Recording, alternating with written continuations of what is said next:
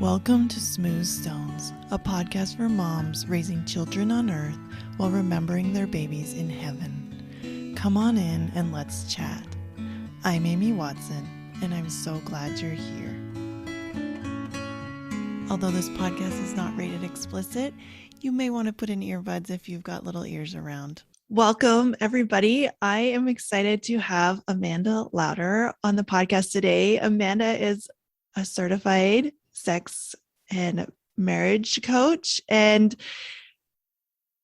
she's going to help us today talk about re-entering and rediscovering our own sexuality. Amanda, tell us a little bit about who you are and what you do. Yeah, so I am a certified sex and marriage coach, like you said. I love helping women really discover their sexuality, embrace their sexuality, and learn to love their sex life. I work with mostly women who are faith-based, from conservative Christian backgrounds.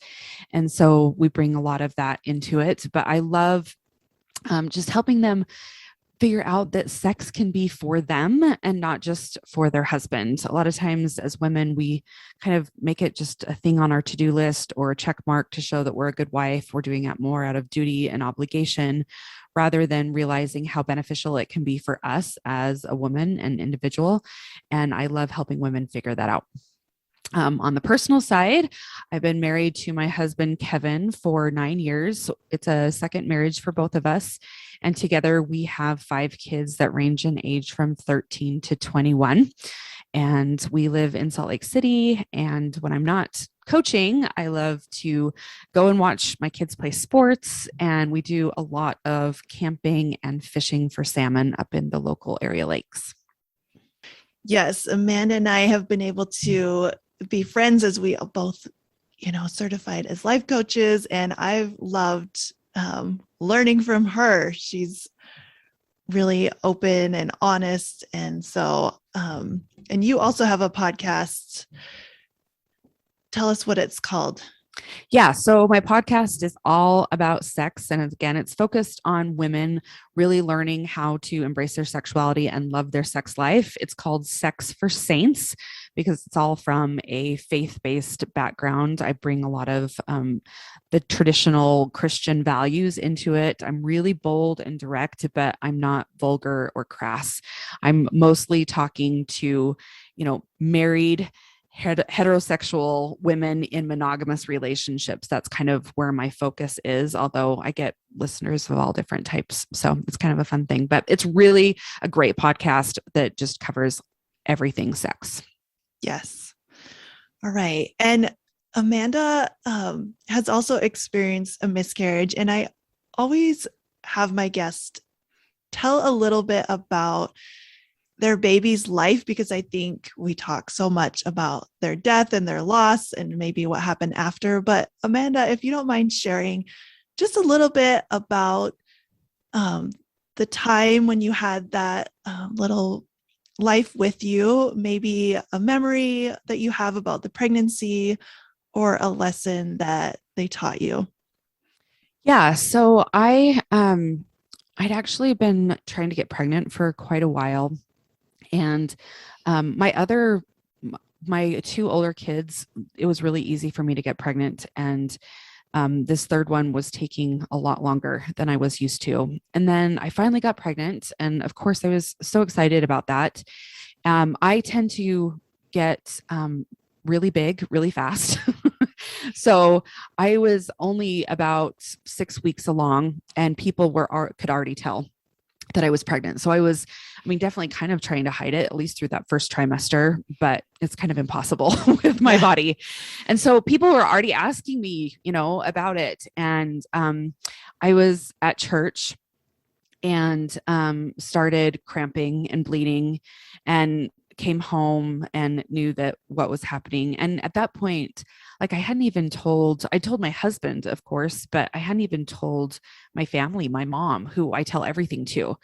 And so I had to call my mom and tell her that I was pregnant, but I was also miscarrying. And I was I was really sad. I mean, I'd been, trying to have this baby for a long time, but at the same time, I realized that, if it wasn't right, if it wasn't the right time, if there was something wrong with the baby, then this was probably the best possible outcome. And so while, of course, the sadness was there, I was also grateful that my body knew what to do to take care of things that weren't quite right. And luckily, I was able to get pregnant again with my third child fairly quickly. And, we were able to, but we always have that child in our memory that, he or she, wherever, they are, they were with us for a very short time, but really grateful for that experience and the empathy that it taught me about for other women who have gone through miscarriage and baby loss, and how I can comfort them in those times. Yeah, I love that. I think that empathy is such a gift. Like when we go through something, even though it's different for everyone, I Yeah. think it's just like a next level when you go through something. Yeah. Everyone's experience is so different, and all of the emotions that anyone feels are valid, no matter what they are. But there is kind of a camaraderie, which I'm sure you see with your audience and your clients, of those who have experienced it in some way. Yeah. Awesome. Well, thank you for sharing that. So let's get into our topic. Now, I did a podcast, I think almost a year ago, with Jennifer Finlayson Fife, and we were kind of talking about sex after loss, as in kind of more shortly after loss, or, easing back into intimacy Yeah. after a loss or a pregnancy and like all of that. But today I really want to talk about kind of rediscovering your sexuality because you want to, because maybe you feel like it's time for whatever reason. I think I was kind of brainstorming before, this interview and thinking, what are some of the reasons that we kind of check out of our own sexuality? Like I said, I know pregnancy and breastfeeding and different cycles that can be something that kind of changes things. Also, just life and being busy. I also said this whole working from home. I know I heard a lot of people, and you probably did too, of like, we are together all the time. Yeah. It's been a lot. And so our sexuality might have been on the back burner with all this togetherness. Or it could have been on the front burner, Amy. It's sure. Okay. It could be. It could have been with all that together time. You just, stick the kids in front of a show for a little bit and off you go. Yeah. Yes. And yeah. And then I just had the only thing I had down was, we do kind of get into habits and become a little more like roommates. But what do you kind of see as reasons why women in particular just kind of lose that sense of their own sexuality? Yeah. So for a lot of women, it's really something cultural based. Growing up, they were told that sex was bad or not, not good. A lot of my clients saved themselves for marriage. And so they've learned to suppress those so they don't give into them. And then it's hard to turn it back on. Then there's the whole things that you've talked about, like where, we are pregnant or breastfeeding, and we have little kids that are constantly pulling on us. We feel touched out. And just as women, we have so much on our plates. Our mental load is so high, and sex very much begins in the brain. And so when our brain is, so focused on all of these other things going on, it's not spending the time that you need in order to be thinking and focusing and prioritizing this really important part of your life. I always say that there's 3 reasons for sex. The first is procreation, which I think, your audience is pretty familiar with. The second is bonding husband and wife. And the reason I say husband and wife is because a lot of times we talk about sex as something for men. And so it bonds the husband to the wife, where, we think that men need the sex for that emotional connection, where women need the emotional connection beforehand. But really, it's a bonding between both. And if looked at in the right way. And then the third is just fun and recreation and pleasure. Like, it should be a good thing in this life and a great part of your marital relationship. And so I think, we need to look at all three of those reasons. I love all of that. And I was just thinking as you were talking about another reason that might come up for people as they're wanting, like if you're realizing, hey, like maybe we have got into a little bit of this roommate, we haven't prioritized the sexual relationship. Another roadblock could be body image, especially when we are talking about like these cycles and pregnancy and hormones and a lot of stuff. A lot of times, especially with loss, right? You get disconnected from your body or you have a lot of thoughts about your body. Yeah. So, how do you see that affecting women embracing their sexuality? And then what can we do about it? So, the biggest thing with body image is women either, again, disconnect from their body, like you're talking about, and then they aren't in tune with the signals that their body is giving them. When the body is in arousal or they're suppressing that arousal, they're not in tune with that. They're also less capable of pleasure when you're disconnected from your body, and you really have a relationship with your body. And that relationship comes from the way that you think about your body, the way that you talk about your body, the way that you take care of your body. And a lot of times we, get into this mindset that, our body is broken, especially if we've had a loss or something. And that by thinking about your body that way, that disconnects you. We also have, we're being bombarded with images from media and businesses, culture of that we're supposed to look a certain way. And I don't know about you, but I don't look the same as I did when I was 18, pre-baby. Yeah. Now I'm like post-baby, midlife body. My body does not look the same as it used to. And when we think that it should look the same, that also disconnects us from our body and really truly loving our body and appreciating it for what it does do for us. And all of that disconnects us from our husbands. It disconnects us from pleasure. It disconnects us from our sexuality. And so we have to really look at how we are thinking about our body, how we are talking about our body, how are we taking care of our body?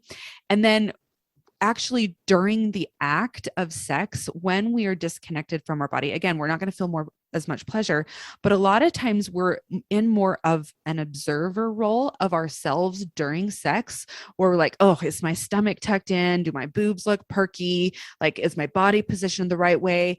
Then we start to go into maybe what our husbands are thinking. Like, does he think I look fat? Is he attractive? Is he attracted to me? Is he thinking that I don't have the same body I did when we first got married? Like, and all of that disconnects us from our sexuality and truly enjoying the sexual experience. I love, and we love talking about mindset, but I love that you have so many practical tips. So, for example, your husband touches your stomach. Yeah. And you have thoughts about your stomach. Like, what do you do? How do you redirect away from maybe your first reaction, which is, oh my gosh, he's touching, this part of my body that I don't love, or I'm not, there yet with. What do you do? Well, I don't recommend waiting until you're in the middle of it to start working on those thoughts. I really think that you need to start outside of the bedroom working on those thoughts about yourself. Some recommendations I have is to, either before you get in the shower or when you get out of the shower, standing in front of the mirror naked and just observing yourself. And this isn't like, criticizing yourself. This is just observing what your brain does when you look at yourself in front of the mirror. And those are the thoughts that you need to start working on. And then start to talk more lovingly to yourself. And that doesn't mean that you're going to love every part of you. I mean, there's always things that we want to work on and make better or that we're not okay with, but really trying to love yourself overall and your body as it is. I mean, a lot of times we put conditions on it, like, well, I can love my body when I weigh this, or when I'm this size, or when I, have a six pack or whatever. Yeah. But really starting to just like love your body as it is now. And it's through that love that things will actually change. But even if you can just pick out like one thing that you like about your body, and maybe it's kind of superficial at first, and that's totally fine. I mean, like, looking in the mirror, like, well, I'm not loving my stomach today, but I do have really nice eyes. And just really starting to change that dynamic outside of the bedroom. And then when you're going into the bedroom, a lot of times when we're in bed and, making love to our spouse, and like they touch us on our stomach, our brain immediately wants to go there. But I really try to help women get out of their brain and into their body. So, so much of pleasure comes from that body and embracing that bodily experience. And so we have to get out of our brain that's kind of trying to derail us and move back into our body where we can experience the pleasure. And so there's a few different ways to do this. I usually teach clients 3 different techniques. One is square breathing, which just means that you like breathe in for 4, you hold for 4, you breathe out for 4, and you hold for 4. And you do that over and over. And that helps connect you to your breath and helps connect you back to your body. And it also calms the nervous system. The second exercise is to go through the 5 senses. So again, this gets you out of your brain and into your body and really connecting to what you are seeing, hearing, tasting, touching, smelling. And I don't mean like, seeing the, dust on the ceiling fan or that the wall needs painted. I'm talking about like you're seeing your partner right in front of you and really what matters. And so really focusing on the 5 senses to get back into the body. And then the last one is to do Kegel exercises. If you have any trouble with vaginismus or too tight muscles, don't do this. But if you don't have that problem, doing Kegel exercises can actually help heighten the pleasure. It can strengthen those muscles so that you have stronger orgasms. And when you do a Kegel, you can't really be thinking about too many other things at the same time. So you're getting back into that body and you're really focusing all of the energy right where it needs to be in that vulva and vagina region. And that's, what's going to make sex better. So doing those 3 exercises, and you can do them before sex and during sex multiple times if you need to just keep bringing things back to your body and to your partner and where you're connecting instead of being the observer and being in your head. Awesome. Thank you. Those are really helpful. Going along with that, bringing it back to you, you mentioned how we kind of pick up this idea that sex is for men. Yeah. So how does that show up for people? And again, what can we do to turn it back to ourselves? Like, what are the benefits of focusing on our own experience with sexuality? Well, a lot of times, I mean, culture tells us that sex is for men. Men think about sex all the time. It's something that we do to keep them happy. It's something they want and need all the time. And we don't really talk about like men desire and women are supposed to be desirable. But we're not owning our own desires and really tapping into what we want. Like our sexuality was given to us as a gift to us individually. And it doesn't just become legitimized when we're married or have someone to have sex with. It really is like for our own personal benefit. And so when we can start to see it, like, how does this benefit me? It connects me to myself. My body was created to enjoy this, to have pleasure.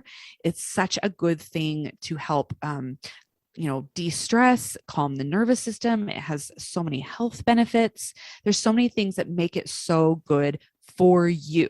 And when you can get out of the mindset that it's for your husband or for men, and it's not your duty or your job as a wife, but it really is about you having a full human experience, feeling all that pleasure, but also bonding you to your spouse, it can be so rewarding. And I always say, like, when the sex gets better, everything gets better.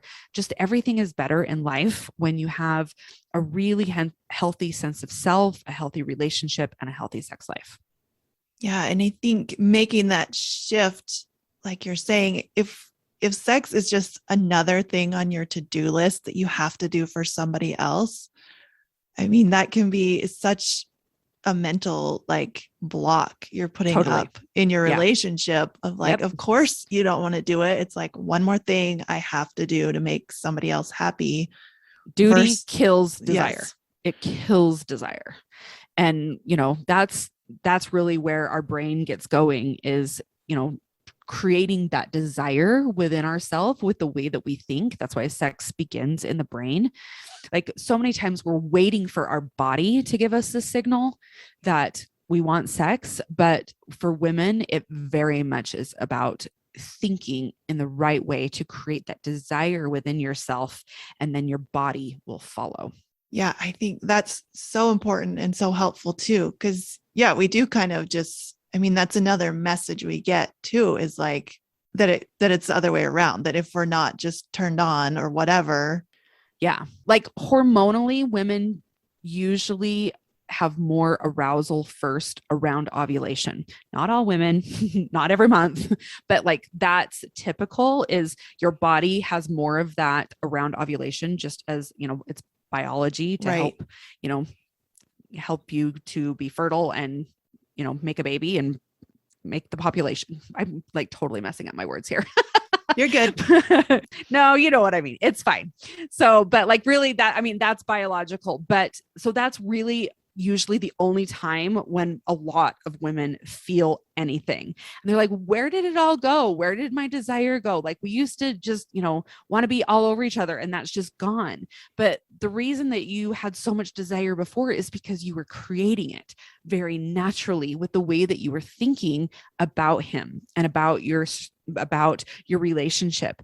And when our brain is so busy focused on, work and the house and the kids and the to-do list, all of that, you're not creating those same thoughts that were creating all that desire for you. So it's really something that you have to do on purpose and with intention.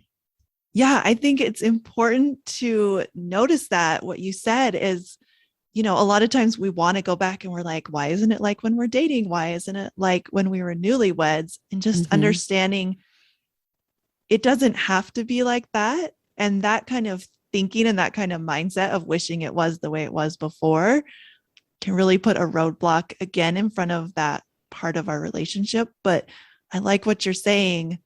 You still have a ton of power over how you feel about intimacy today. Yeah. And you can just, work on it. And it's okay that it might take a little bit more work than it did when you were young and Twitter pated and all of that.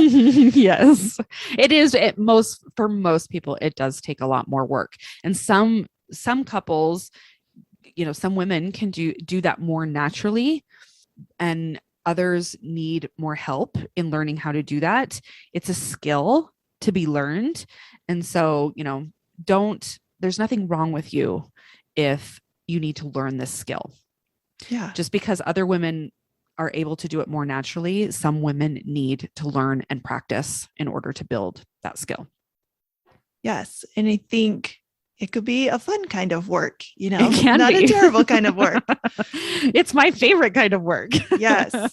And I know, like I said, I love talking about the mindset, but I also love the way you teach practical tools. So what are some things that we can do some people listening might be thinking, oh, like this isn't something I really want to do or have time for, but maybe they've been listening and thinking that could actually be fun. Or maybe they're at a point where they're saying, yeah, like my sexual relationship really needs some work. So what are some tips that you have for people that want to rediscover that sexuality, want to improve their own pleasure and enjoyment of this part of their life? Well, I think one of the biggest things is that we have to connect with ourselves. We have to connect with ourselves before we can connect with our spouse. And again, as women, we are spending so much time, you know, doing things for other people that a lot of times we don't take that time for ourselves. And so I always recommend that women take a little bit of time for themselves each day, if they can, to reconnect to them as an individual. And if you can get your spouse on board with this, even better, because I promise you, the more you connect with yourself, then the sex is going to be a lot easier. So if you need to tell your husband that, like, hey, I need to go, just take a bath or go for a run or go to this yoga class or, lock myself in a room and read a book for a little while so that I can connect with me. And then I'm going to be more available to connect with you. I think that's really, really helpful. And then the next thing is, like I said, a lot of times that desire is missing and we have to create it and be intentional with it. So a lot of times I have my clients, set triggers for themselves throughout their day to just start thinking about sex. Now, and it doesn't have to be, all dirty or whatever you want it to be. I mean, it can just be like just different touch points with your spouse. Like, how's your day? I love you. Thanks so much for doing this for me. Like different touch points, like a text throughout the day. Even like I had one client who, she had babies and she was like changing diapers all the time. And she was like, every time I change a diaper, I'm going to think about sex. And so that made it so that like throughout her day, she was constantly thinking about it, like, and thinking about it in a way that served her and served her marriage, like what she wanted him to do to her that night, what was going to feel good, thinking about the last encounter that she really enjoyed, like all these different things that you can start thinking about during the day. One mom, was like, every time I go to the pantry to get my kid a snack, I'm going to think about sex. Like just funny things like that, but trigger points throughout the day. I have some clients who actually set alarms on their phone. So because I'm a coach, I'm coaching women all day and I have a little break in between each of my sessions. And in that little break between my sessions, I always text my husband. That's my trigger point where we're constantly, communicating throughout our day together just to have those touch points so that, we feel more connected. And so at the end of the day, when he gets home, we already have had all of this connection. And so it just builds on that. So, and what would you recommend for someone who's like, I don't know, it just seems so foreign to start Yeah. doing something like that or texting like flirty texts or, It doesn't even need to be flirty. It just needs to be like, hey, I was thinking about you, or I love you, or I hope you're having a good day, or something, just something to connect rather than like, Billy has soccer practice after school. Can you take him? Like it needs to just be more connecting and really focusing on that. But, if you're finding that this is hard for you, I would really recommend like maybe listening to my podcast. So many people find it helpful to just start thinking about sex on a regular basis in a different way, in a really positive way that helps them get more in touch with themselves.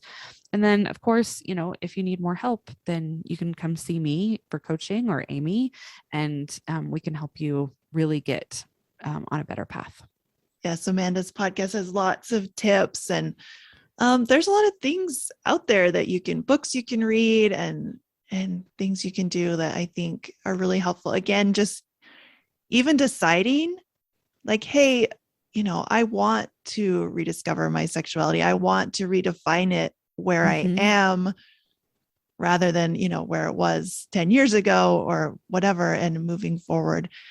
And I think one last question that I have is, what if someone listening wants to do this? They're saying, this is important to me, but maybe they're worried that their spouse, it does happen sometimes that, maybe your spouse isn't on board or he has a lower desire than the wife has. What advice do you have for people that are dealing with that? Well, I mean, your sexuality is very individual. It's different for each of us.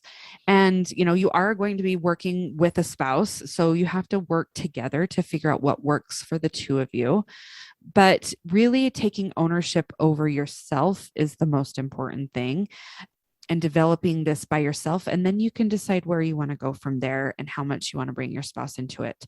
I mean, the more you can do together, I think it's great. But, if your spouse isn't on board, sometimes we see that as a personal rejection, which it really doesn't need to be. It's not that, he's not attracted to you or he doesn't love you. It's just he doesn't want sex right now. And that's okay. We all have different desires. So I think about it like a lot like hunger. We're not all hungry at the same time. I'm like rarely hungry at the same time. My spouse is. So it makes sense that, we're not going to want sex at the same time, or, he eats way more than I do, and that's totally fine. I don't shame him or get upset at him because he wants to eat more than I do. And he doesn't get upset with me because I eat less than he does. Like, it just, if we look at sex kind of that same way, it takes a lot of the shame and the stigma out of it, the rejection out of it. Like, it's really about how can we make this work for the two of us. I mean, sometimes, my husband wants to eat and I'm not hungry, but I'm happy to sit with him and talk with him while he eats. And sex can be much the same way. I love that. That's a great analogy and way to look at it. Because, yeah, it does. There is that fear of rejection, even when, you're in a committed relationship. Unfortunately, that's just part of being a human. So understanding that that's part of our brain, and when it's an important relationship, sometimes that's more heightened. Yeah. So just stepping back a little bit and focusing on you and what you want and what's important. And I think, it can really change things if it's been, if you've been in one of those seasons where this relationship has been a little bit harder. Yep. Definitely get some help if you need it to. Reach out to one of us. Well, thank you so much, Amanda, for being here. Is there any last little message and encouragement for someone who is thinking, hey, this actually sounds really fun and I want to rediscover my own sexuality? What's just a little message of hope that you'd give to them as we wrap up? I would say if you are feeling that right now, lean into that. That is a desire of yours that you can start to put more energy behind and really make it grow. There are things inside of us that, sometimes we don't listen to and then they don't grow. But when you have that inkling, really put some energy into it and let it grow and flourish.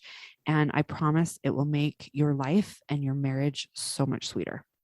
I love that. And I would just add to anyone who's feeling like they're not sure if this is okay to do, to focus on your own sexuality with everything you've got going on and everything that you've been through. I just want to remind you that you're allowed to have joy in all parts of your life. And it's okay to do this for yourself and you deserve it. So thank you again, Amanda, for being here. Where can people find you? Yeah, they can find me. My website is amandalauder.com. And on there, I have links to my podcast, which is called Sex for Saints. I have, you can see all about coaching with me. I have a couple courses, one for women and one for engaged couples. I also hold retreats. And so I have another retreat coming up in October in Bear Lake, Utah. That's going to be amazing and still has a few spots left. So if those are of any interest to you, then you can go find me at my website, or you can look me up on social media. You can find me both on Facebook and Instagram at Amanda Lauder Coaching. Yes. And I will definitely put in a plug for her retreats. So much fun and just such a beautiful thing to be with. Yeah, just a group of people who are going through this journey of rediscovering their sexuality at the same time. And it isn't as awkward as you might think. It's actually a lot of fun. Yes. Amy came to my last one, so yes, she can attest that they are actually so much fun. Yes. Awesome. All right. Thank you. And you can follow me at amy.smoothstonescoaching over on Instagram. I'm there and you can DM me anytime. Do you have a life coach? A life coach who understands what life after a baby loss is really like? If you don't, I'd be honored if you'd consider me your life coach. I have spots opening up for fall. Email me, amy@smoothstonescoaching.com, and let's get started.